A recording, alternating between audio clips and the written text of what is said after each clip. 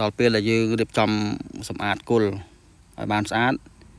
ហាលគល់ឲ្យស្ងួតដើម្បីឲ្យវាកាន់ផ្កាតែបើយើងនៅតែរក្សាស្លឹករក្សាមែកឈើឬក៏តិចទីនៅក្នុងគល់ទេវាធ្វើឲ្យផ្អាប់ទឹកផ្អាប់ជាតិសំណើមចឹងហើយធ្វើឲ្យរៀនយើងអត់ទៅចេញផ្កានេះគឺជាបទពិសោធន៍ដែលយើងមើល YouTube តាមបងដែលគាត់បានផ្សព្វផ្សាយតាម YouTube កន្លងមកចឹងហើយរៀនសូត្រតាមគាត់ខ្លះតែរកបានផលគឺបោនេះបោះហាលបើហាលដីឲ្យស្ងួតកុំឲ្យមានសំណើមនៅជាប់មង្គលបើយើងអត់ធ្វើចឹងទេបងគាត់ថាអត់ផ្លែទេអត់ផ្កាទេហ្នឹងហើយចឹងហើយរៀបចំបោសបានស្អាតកុំឲ្យហួសខែហួសរដូវវា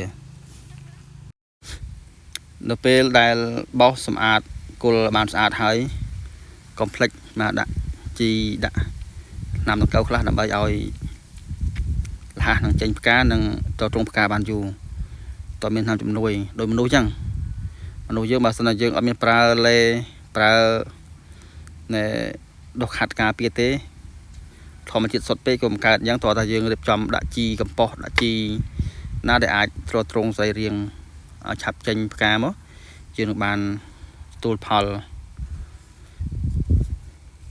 ជាពិសេសបាទស្វែងយល់តាមបង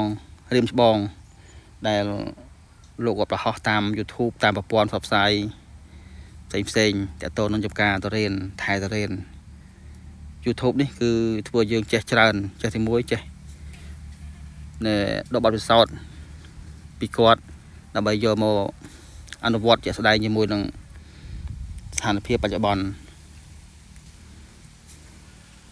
កំពុងតែកាត់ឡូវនេះគឺថាអស់សាំងឡូវនេះកំពុងតែចាក់សាំង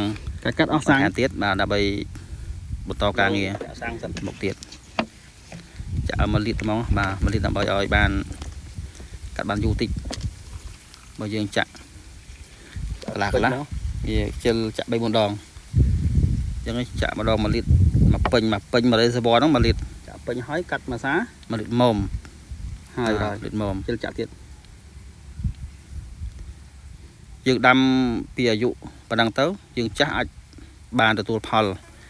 បើយើងចាំចាស់បើយើងដាំរាល់មកចាស់ដាំហ្នឹងយើងត្រៀន6ឆ្នាំ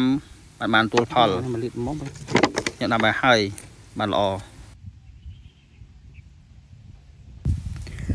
យើងដាំទុកឲ្យហើយទៅយើងបាត់ពិសោធន៍ផងយើងដាំត្រៀន6ឆ្នាំបានទទួលផលយើងយុប៉ុណ្ណឹងដាំទៅវាអាចដាំខុសខ្លះត្រូវខ្លះបាត់ពិសោធន៍6ឆ្នាំយើងចេះបើយើងចាំដល់60ឆ្នាំបានដាំ60បូកនឹង5ឆ្នាំ65អត់ទេបងបើសិនជាមានដីណាតនេអាចដាំបានអី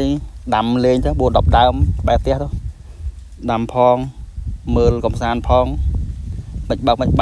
5ឆ្នាំបាទរៀនហ្នឹងអត់រឿងអ្នកដាំទេប៉ុន្តែរឿងអ្នកថែ